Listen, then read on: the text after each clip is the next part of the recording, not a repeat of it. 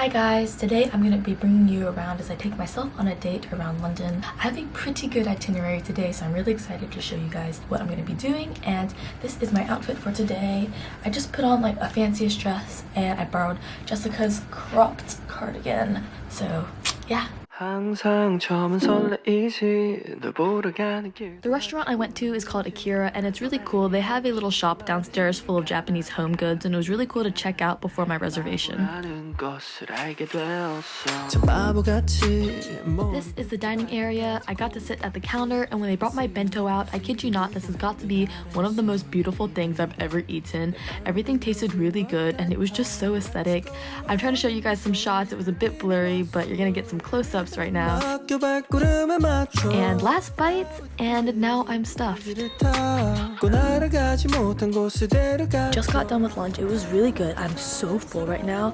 They had a 50% off deal, which is why I was even pretty much able to go, but it was really cool that they had that opportunity.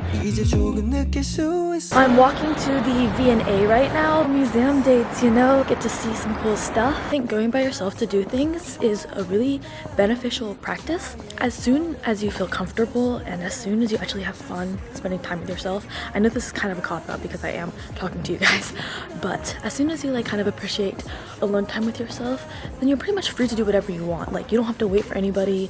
You can just go out and do it yourself and have a good time, which is honestly to me just like a really nice feeling of freedom.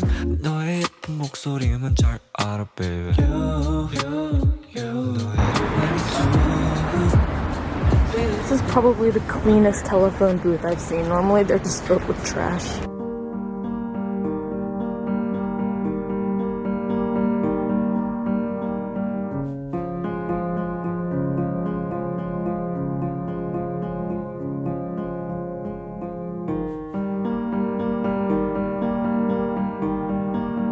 These were basically casts. They're not the originals, but it looks cool to see them in one place and to scale.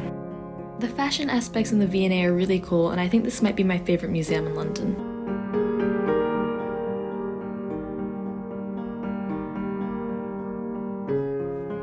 These are Taoist statues, and it's kind of in an overarching Buddhist exhibit. Sometimes I wonder if I would be more religious if I grew up in a polytheistic culture rather than the US, which is largely Christian.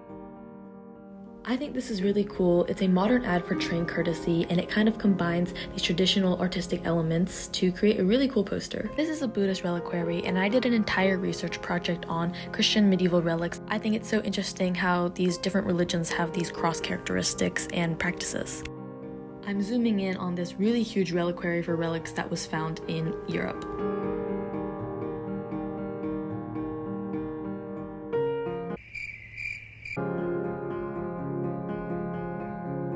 Did you know that the introduction of material culture into the study of history is a relatively new field?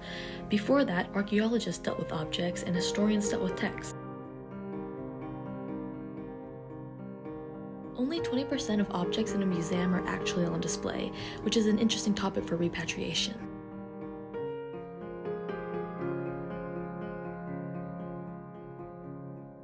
The fourth floor is almost entirely cremaics, and if Night in the Museum is real, these guys must be having raves every night.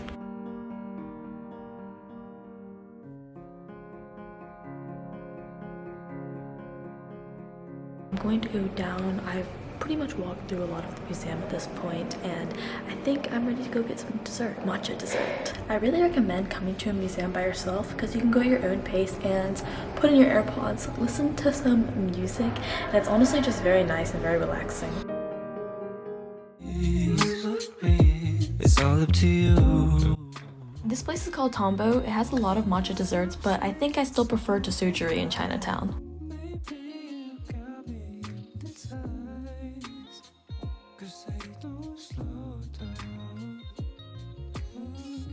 My ending date destination is the Rose Garden in Hyde Park. A really funny coincidence, I ended up seeing Adam while he was on his like actual real date. That's actually so cute. And also, I just wanted to show this off. Camera lid. Look at my dress. Wait, let me find it. Pockets. It's the little things in life, guys. I think I need to go on these more because it's definitely a time to self-reflect, as in there is no one to talk to except yourself. You know that saying about how if you cut down a tree in a forest and no one hears it, like, was it actually cut down? Or like something along the lines of that. I kind of butchered it. I need so much external validation sometimes when it comes to what I do. Just speaking personally, it feels like if I'm going to do something that I'm really looking forward to, it can't just be that I'm looking forward to it by myself. Either someone else has to be there with me to witness it, either I have to record it like this, either I have to take a photo of it. Like, I'm not sure if my memory is even enough to make something significant anymore. Like, obviously I know it is, but there's just like a nagging feeling that when I'm doing something, if I don't somehow record it, then it almost didn't happen. Also, as you can see, it is very cloudy in London today, and the weather used to really bother me here, but I've just gotten completely used to it.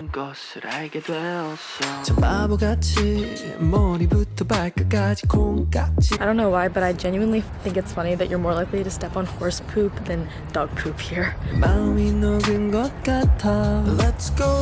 I think Regent's Park is a bit prettier, but Hyde Park's not bad. I'm also surprised that my bladder hasn't given out. I have not peed once since I left. You know what's more rare than it should be? Meet cutes. A meet cute is a scenario where you meet someone like romantically. For example, at a cafe, you're both reading the same book or something. I wish there were more meet cutes. Like, I wish this was more of a real thing that was actually like a realistic thing that could happen. This feels good. You and I think we got... That's gonna be the end of the video. I am still at the Rose Garden in Hyde Park, but it's been almost 4.5 hours now, and I feel like that's a decently long date. I think we've accomplished a lot today, and I kind of want this video to just be inspiration that if you have things that you want to do, just go ahead and do it. You don't have to wait for other people. You can go enjoy it by yourself, and you might even like it more when you are by yourself. I'll see you guys in the next video. Bye!